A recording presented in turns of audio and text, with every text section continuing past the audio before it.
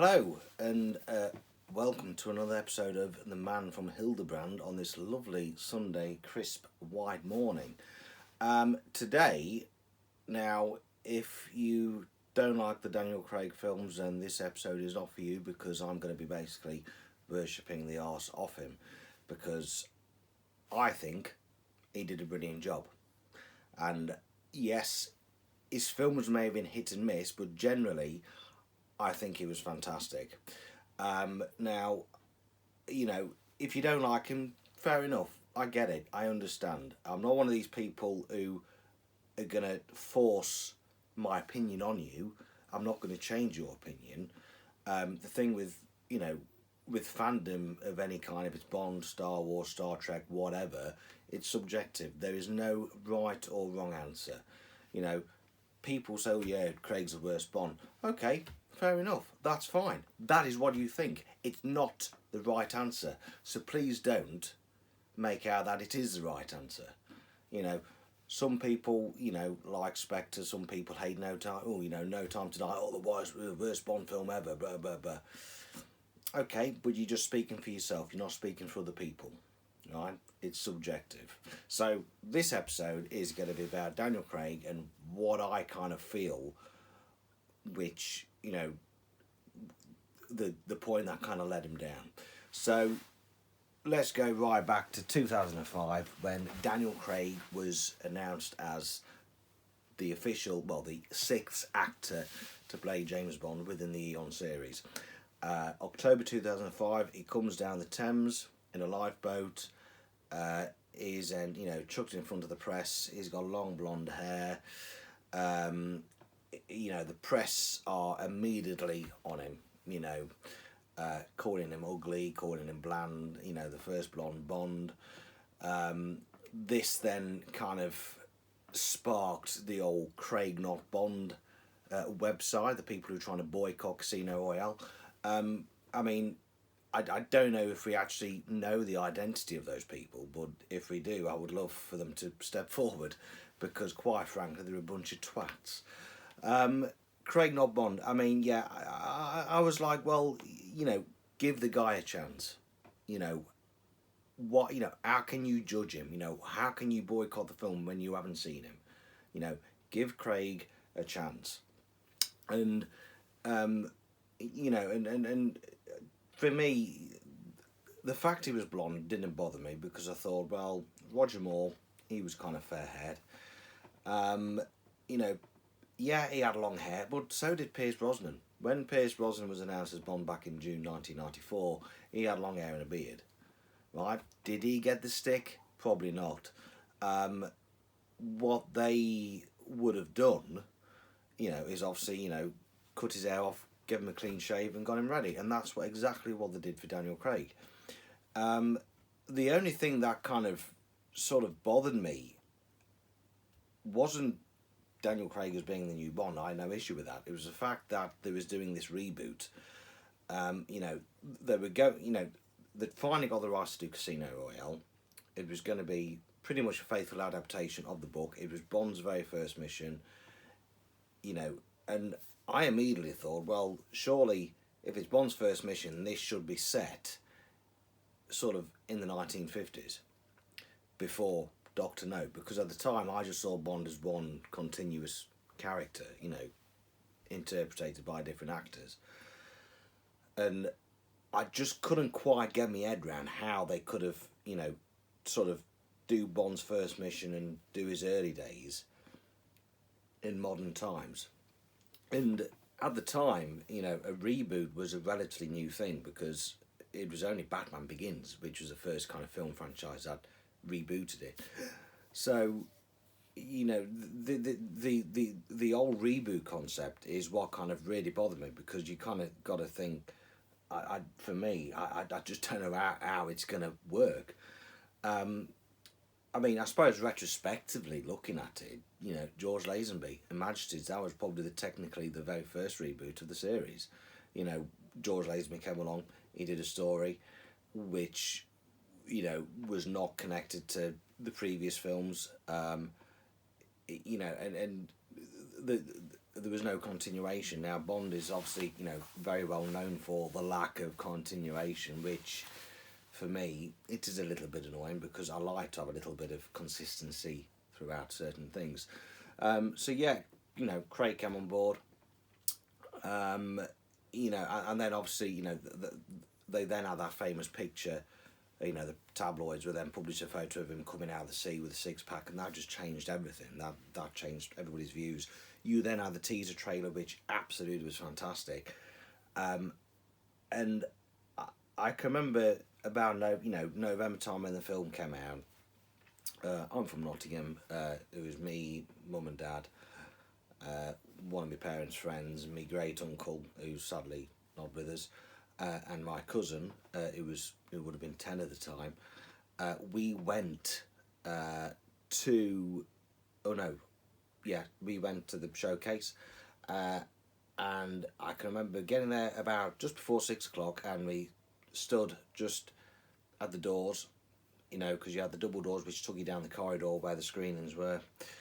We was the first in the queue, and the queue went from there, inside, outside, all around the cinema. I mean, for a hardcore Bond fan like myself, that was quite something, you know. That was quite nice to see. You know, these people were seeing Daniel Craig as James Bond.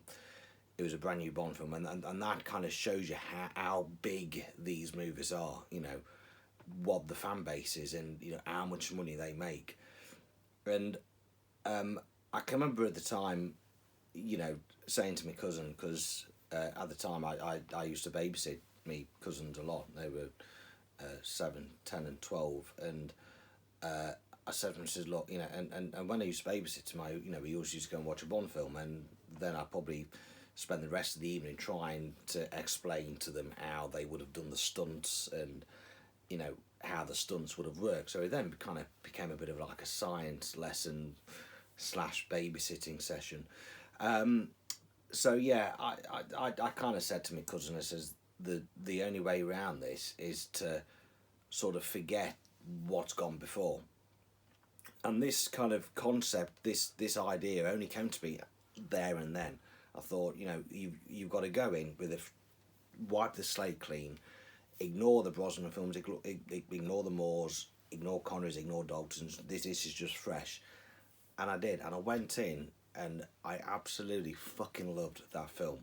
And for me, Daniel Craig, and I'll say this, Daniel Craig for me is probably the only actor to actually act as Bond. And that might be controversial, but, you know, a lot of people say, oh yeah, you know, he's moody and all this. Well, he's playing it exactly how he was in the novels.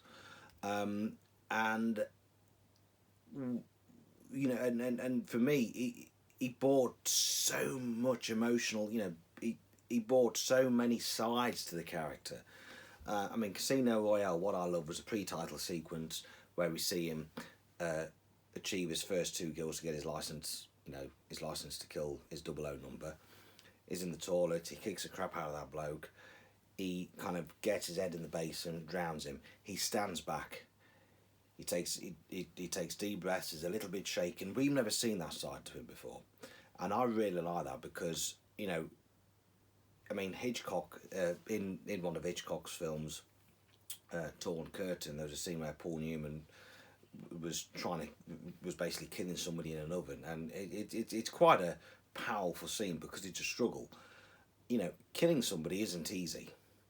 Not as if I've had experience, but, you know, there's, you know, you are killing another human being, and it's, you know, kind of fight or flight mode. It's either them or you, you know. And, you know, when you read the novels, Bond is pretty fucked up. You know, he doesn't like killing, but he only does it when necessary. You know, definitely doesn't like to kill in cold blood. But Craig just, you know, portrays that brilliantly. And then, you know, throughout the whole film, it's absolutely fantastic. And I can, you know, and the thing, I mean, you know, I knew a lot of people who went to that film who never really saw a Bond film, but they kind of tagged along, and they actually went out and enjoyed it because it was different, because it was totally different to what they thought.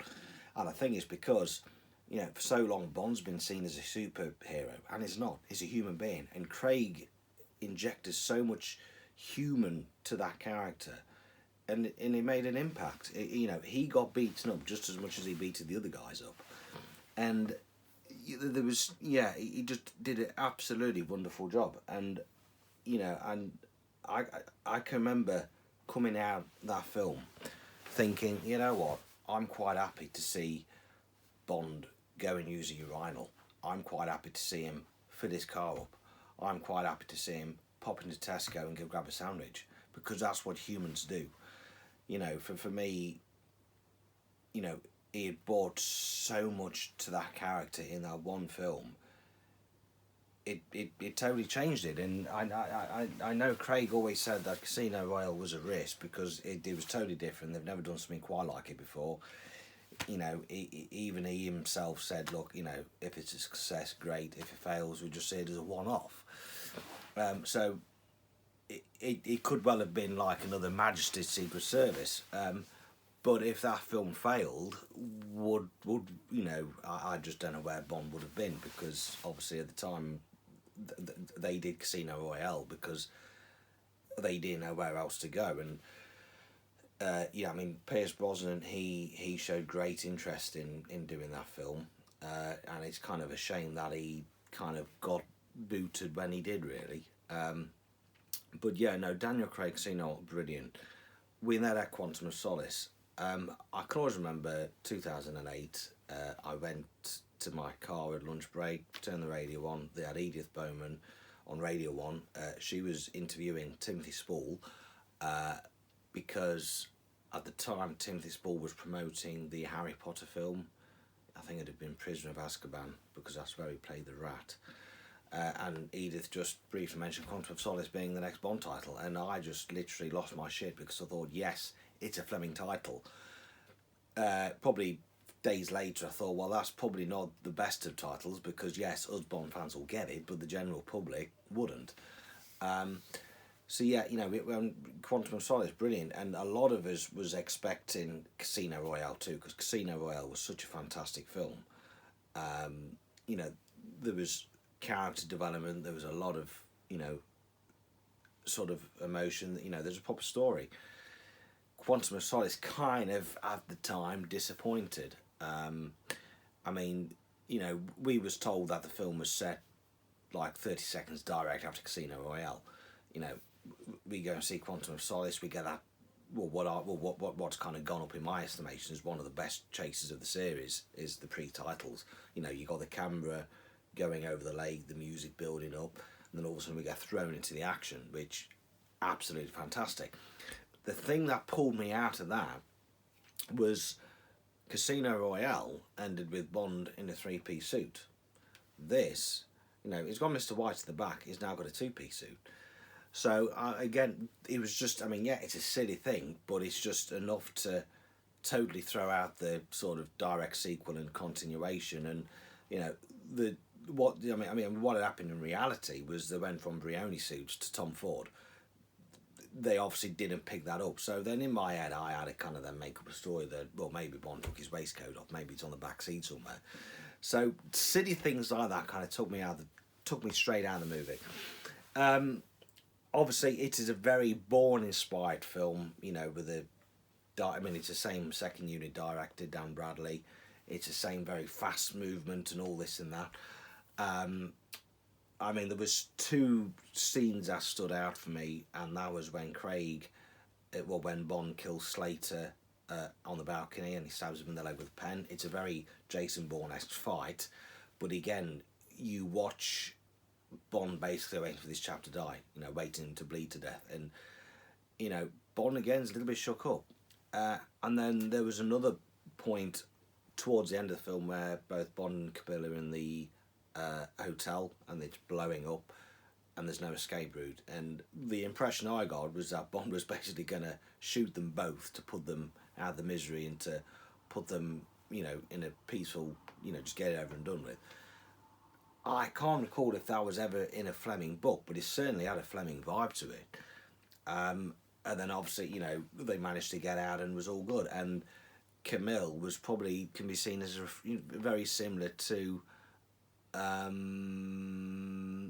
Hildebrand in the sense that it was, she was the only female lead, which he never kind of went off and slept with. Um, so yeah, I mean, Quantum, it was one of them films where I kind of walked out feeling a bit disappointed, and it was one of them where I kind of started instantly trying to change it into my head, which is very annoying. You think, well, it should have done this. If it were down to me, I'd have done that. The only thing that kind of griped me was, if Bond was that sort of hung up about Vesper, surely he shouldn't have made such a big thing about jumping into bed with Gemma Arterton, Agent Fields. They could have played that better, and I always also think that what they missed is that they should have had a nice scene on the plane between Mathis and Bond, where Mathis just says to Bond, your quantum of solace is at a zero, and Bond says, well, what do you mean? And he says, well, your measure of comfort's gone. And that would have also told the non-Bond fans what quantum of solace actually meant.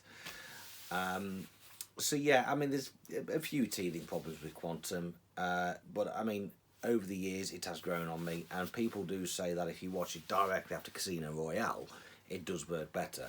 I haven't yet had that pleasure to do, but I need to. Then we had the 4-year break, and then we had Skyfall, which again was absolutely fantastic. It to me, it was just pure Fleming. I mean, obviously, they did have a bit of Fleming in there. They kind of turned to the novel You Only Live Twice. They probably had a bit of a Moonraker vibe with the shooting range in the basement, obviously straight from the book. But yeah, I mean, again, it was just a very good film, and it wasn't a typical Bond film. It was, Judi Dench was the Bond girl. She, it was about her and Bond. I mean, I'll say that, there's that line where he says, your office blows up and that bloody thing survives. That, to me, is just something that would have come straight from the pages of Fleming. Yeah, some people don't like Skyfall. Fair enough. I absolutely love it. I mean, I love Adele's title song. Both me and the wife like it because it was actually our first dance at the wedding. So that song, that film, has a huge place for both of us, really. I mean, the only kind of issue I have with that is I kind of find the theme a little bit premature. That is basically, it's been referenced that Bond's getting on a bit. He's been in the game for too long. Well, hang on, this is his third film. That theme should have probably been mentioned a little bit late. A few films later. I mean, yeah, okay, there's a 4-year gap between Quantum and Skyfall, which was due to MGM selling. But yeah, Skyfall, brilliant. And, what they did, I really liked. And then it kind of instantly went downhill. We then got Spectre. Yeah, I mean, Spectre for me has made Quantum go up in my estimation. Spectre, yeah, I mean, people love that film. Fair dues. I don't. It's there's a lot of issues with that. If you said to me, Mendes, who directed Skyfall, directed Spectre, I would not have believed you because it's a totally different film.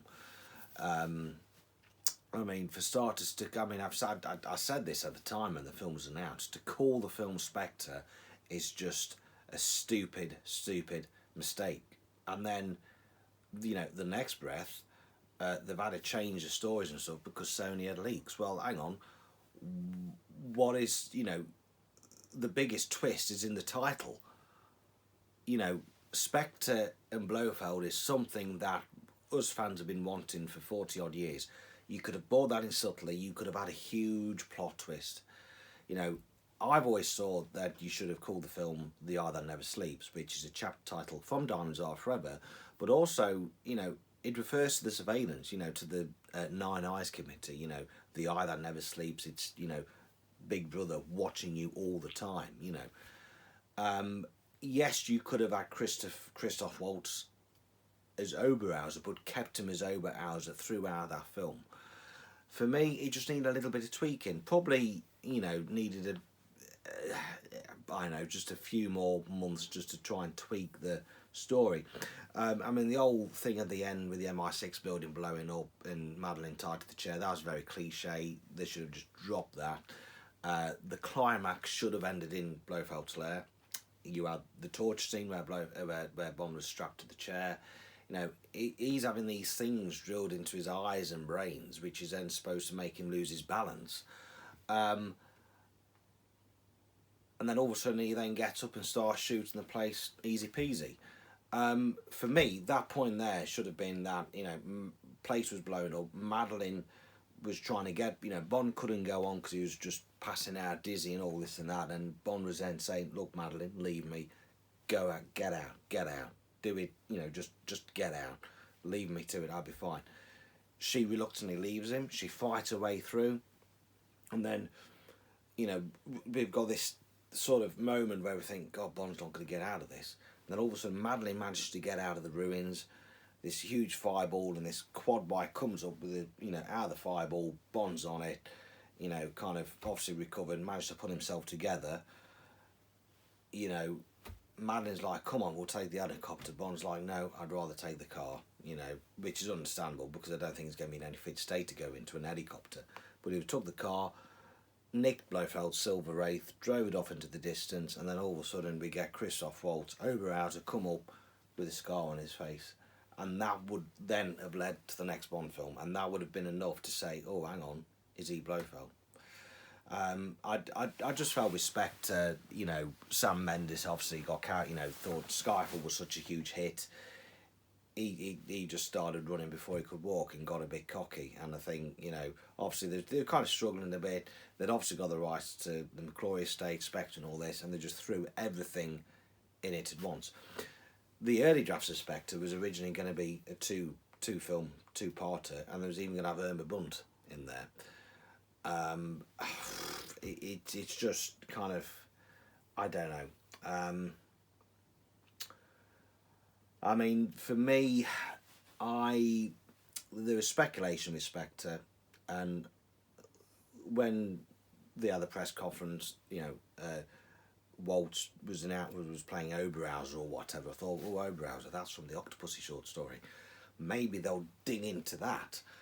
And I just thought, okay, you know, maybe, because I mean, the Octopussy short story was about somebody killed somebody in Second World War, nicked a load of gold, and buried in a glacier or something, or buried a body in a glacier.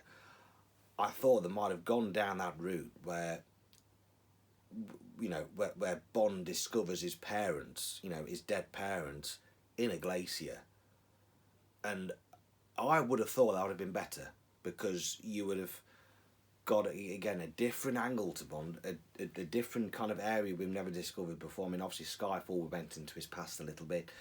Spectre, they could have done that, you know.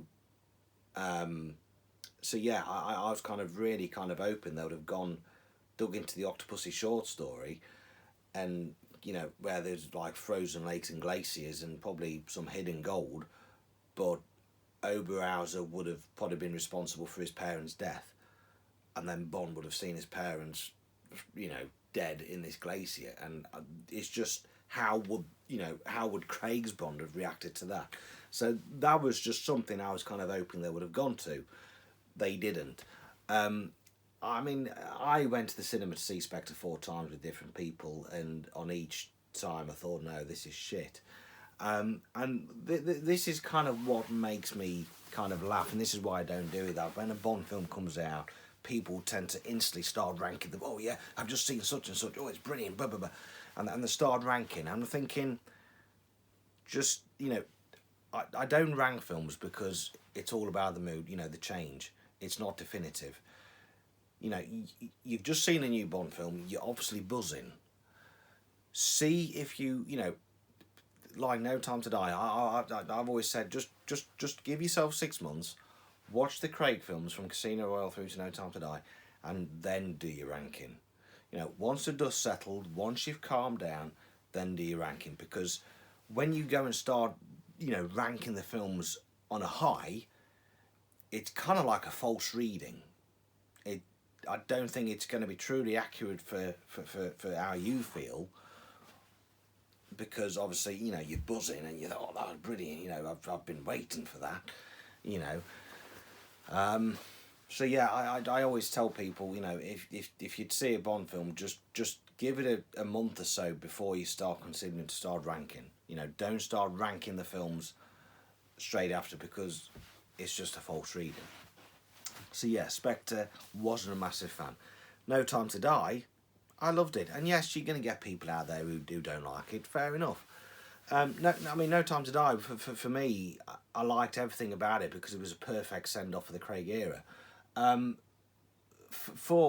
before, I mean, Spectre was kind of done in a way where it was going to be Craig's last adventure because he walks off. And somebody said to me, yeah, I think this is Craig's last Bond film. And I kind of thought, nah.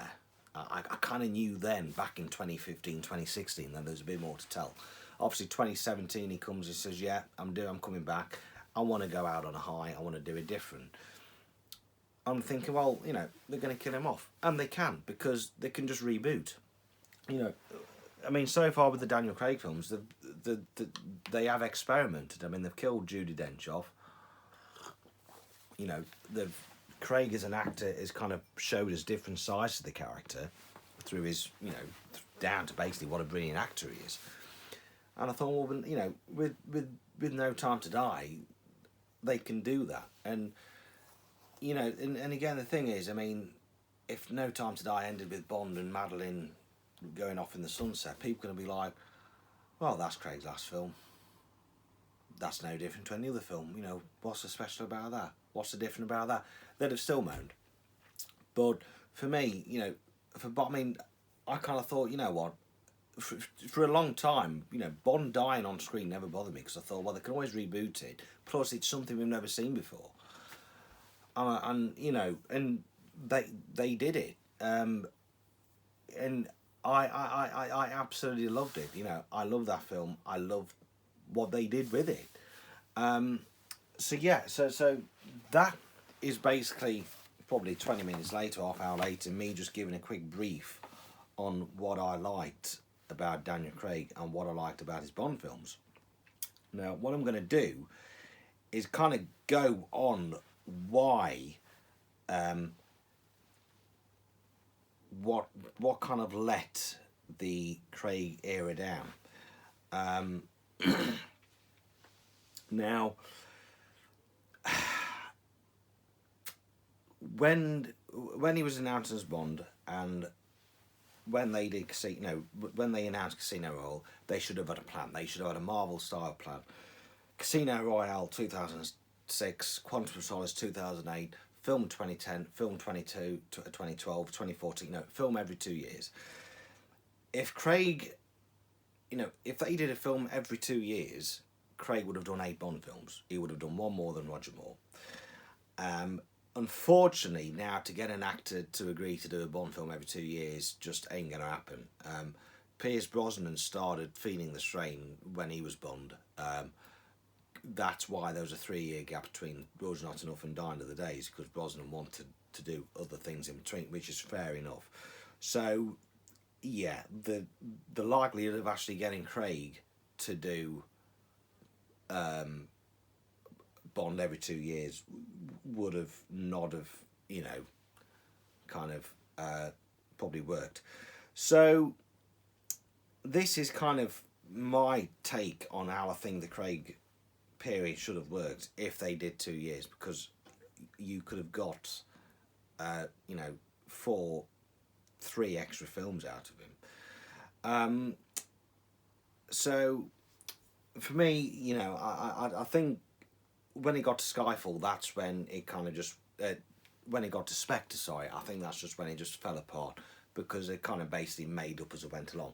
Spectre was allegedly supposed to tie up loose ends, but I found that it actually left a lot of loose ends still hanging, which then No Time to Die, I think, did a brilliant job in trying to tie up what Mendes had left us.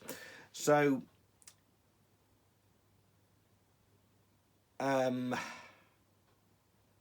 yeah, with Casino Royale, what I would have actually have liked is, you know, why did Bond, you know, if this was based on the first novel, it should have been a bit more faithful to the first novel, right? Bond should never have had an Aston Martin. He should have been given a Bentley. And the thing is, I mean, yes, the DB5, it's an iconic car, but, you know, when it comes to the next Bond, you cannot bring it back because you've exhausted it, literally, you know. I mean, Roger Moore never had the DB5. We was like 20 odd years without it. You know, Craig has just exhausted the DB5. It's a beautiful car, but it's you've just exhausted it. So I do not want no more Aston Martins. Casino Royale, he should have had a Bentley Continental GT, because in the novel he had a Bentley.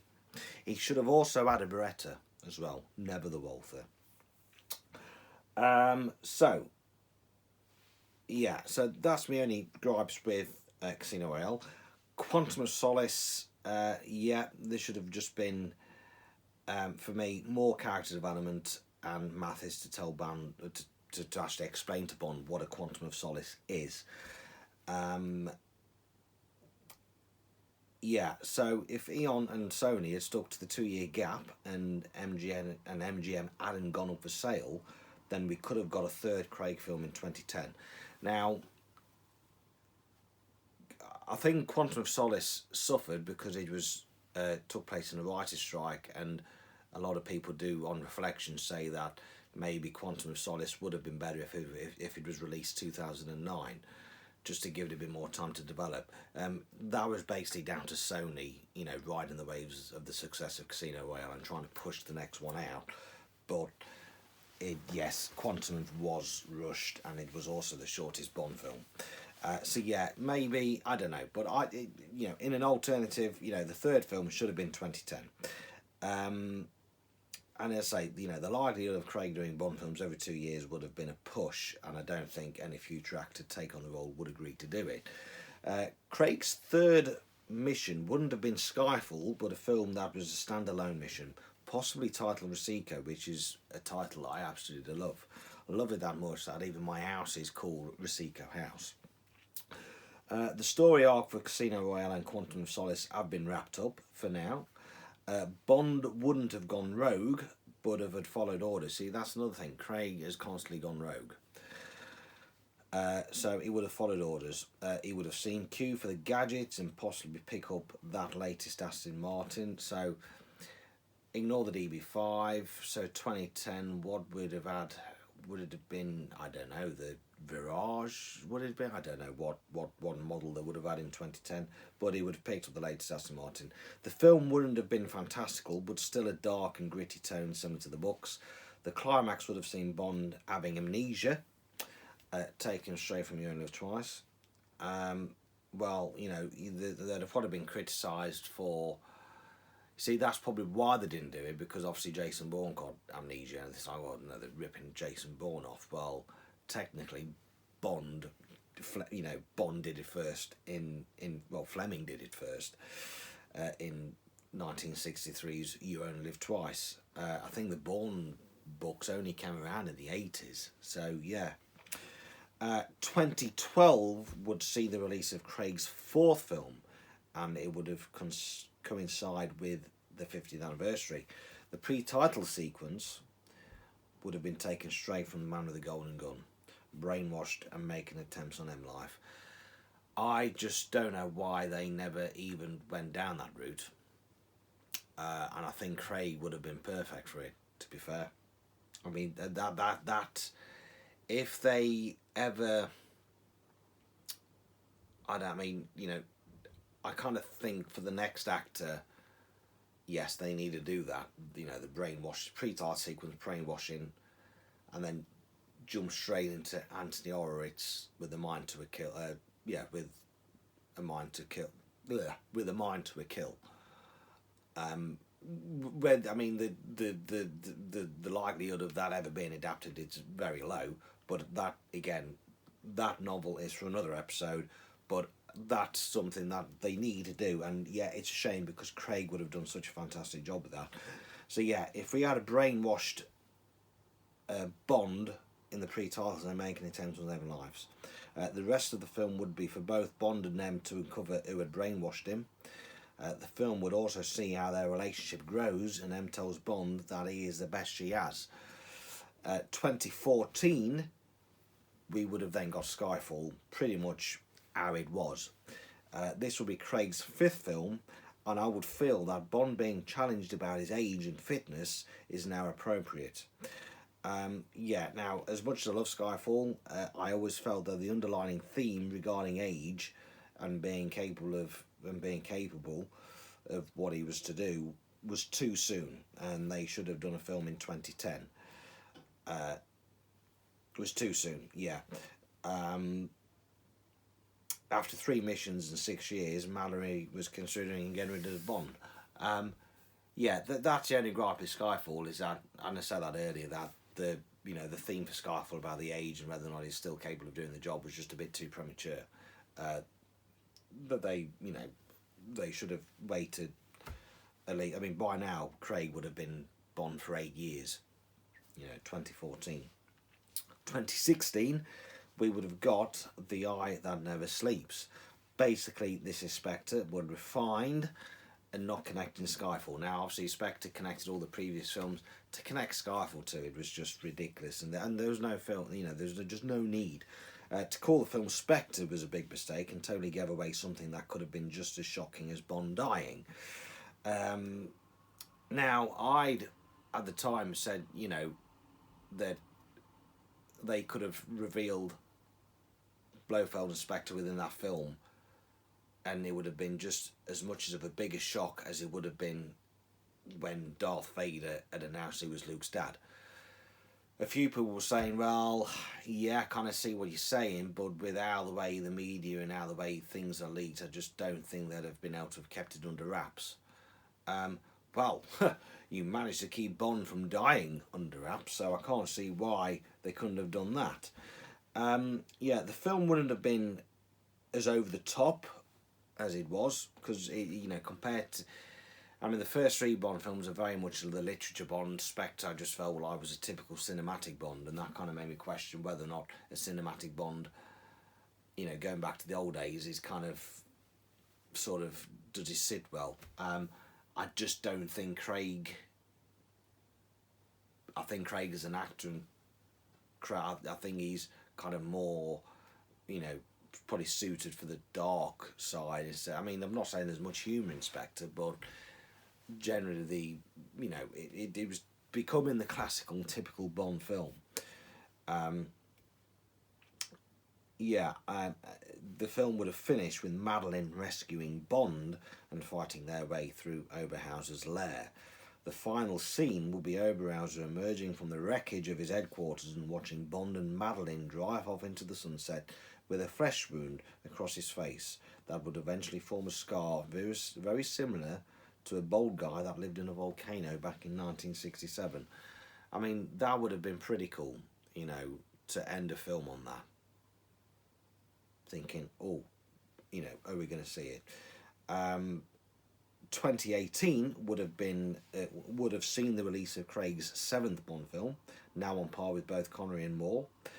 The DB10 would you see, this is another thing with Spectre, is there was so much hype over Monica Bellucci being the oldest Bond girl and all this publicity, and there's so much hype over the DB10. Mendes, wait till you see what it does. It ends up in the bottom of the Tiber. The impression I was getting was that the DB10 was going to be like the new DB5. You'd have seen that in, a few of his films. And, so, the DB10 would return, as it would never have ended up in the river. This is the film where Oberhauser is, in fact, Ernest Stavro Blofeld, and we are introduced to Irma Blunt, played by Gwendoline Christie, who is the viewer from Game of Thrones, and she is in Sandman, and she also played Captain Phasma. For me, I think should have been quite a good choice for Irma Blunt. Bond is now on the hunt for Blofeld, as it was him that was responsible for the death of Vesper. In the meantime, he has settled down with Madeline and then discovers that Lucia Sciarra, Monica Bellucci, is in fact Blofeld's wife. Bond kills Lucia Sciarra and catches up with Blofeld and has him arrested. Bond is now ready to live a life with Madeline. 2020, we would have got No Time to Die. After 14 years and 8 films, Craig has had a solid run. We would have been, that the films would have been based and inspired by the works of Fleming. We could have had 5 films that could have been connected to Spectre and Blofeld, with the 3 films which were standalone. So yeah, that's kind of basically how I would have seen it. I mean, also another thing is that they should have probably just carried on, like I said, in merging Quantum with Spectre. They should have just totally, producers, filmmakers should have just not got Spectre involved. They should have just got that for the next actor, introduce Blofeld and Spectre for the next actor. Because no doubt we will probably see, now they've got the rights to it, we'll probably see that again for Bond 26 or future Bond films. But yeah, personally, I kind of think, they should have just carried on with the Quantum thread. But yeah, so I hope I didn't bore you too long. And I say, if you don't like Craig, that's fine. I totally get that. But, I just thought I'd just give Craig a bit of love and kind of give a little bit of a reasonable, solid kind of what if alternative timeline to Craig's Bond, really. But yeah, it's there was a bit of a bit more Fleming material that they could have borrowed and mined into. Sadly, they didn't. But yes, so that is this week's little episode.